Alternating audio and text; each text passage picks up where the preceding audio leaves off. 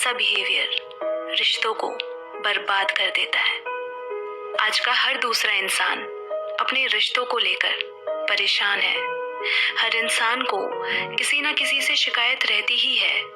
फिर चाहे वो कोई भी रिश्ता हो, वो भूल जाता है कि उसकी इन शिकायतों के पीछे जो वजह है वो है उसका ईगो। सुनने में ये शायद बुरा लगे, मगर ये सच है। कितनी दफा ऐसा होता है कि हमें पता होता है अंदर से कि हम गलत हैं, पर फिर भी हम सॉरी नहीं कह पाते। क्यों?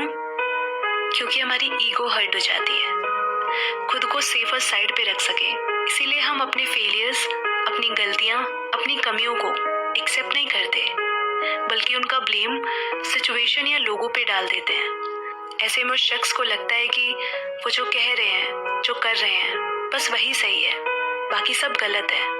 उनके पास सब कुछ है, उन्हें किसी की ज़रूरत नहीं है, वो हर चीज़ में परफेक्ट है। थोड़ी सी कामयाबी से वो अपने से नीचे वालों को भूल जाते हैं कि आगे उन्हें भी किसी की ज़रूरत पड़ने वाली है। ये ठीक बिल्कुल वैसे है जैसे अपने घर की छत से हमें बाकियों के घर नजर आते हैं, बस अपना घर छोड़ के। ऐसे ही उस शख्स को भी अपना ईगो छोड़ के सबका ईगो नजर आता है, और इसी वजह से ईगो में इंसान खुद को प्रोटेक्ट करता है। वो कभी नहीं चाहेगा कि किसी को उसकी कमजोरी का पता चले। वो बाहर से खुद को स्ट्रांग और फेक स्माइल दिखाते हैं, पर अंदर से पूरे टूट चुके होते हैं। और सच बताऊं तो ऐसे बिहेवियर के पीछे इंसान को सिर्फ अपनेपन और प्यार की भूख होती है। तभी तो रिश्तों में एक जो डोमिनेंट होता है वो दूसरे को अपने हिसाब से चलाना चाहता है, वहीं दूसरा एक हद तक टॉलरेट करने के बाद उससे दूर भागता है, और ऐसे रिश्ता खत्म हो जाता है।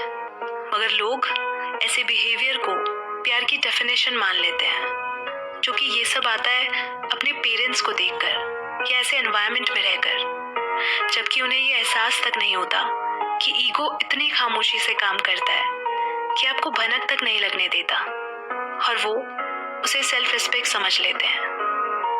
इसीलिए अपनी एक नज़र खुद पे भी रखो, और जब आप ईगो और सेल्फ रिस्पेक्ट में फ़र्क समझ लेते हैं, तभी आपके रिश्ते हमेशा खूबसूरत और महफूज रह सकते हैं। तो इसीलिए जब आपसे कोई गलती हो जाती है तो उसे एक्सेप्ट करो, क्योंकि सॉरी बोलने से आप गलत नहीं हो जाते हो।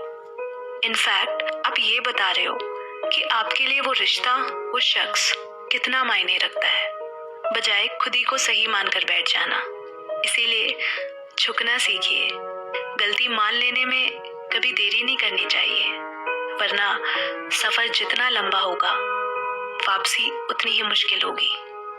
और मजे की बात पता है क्या है?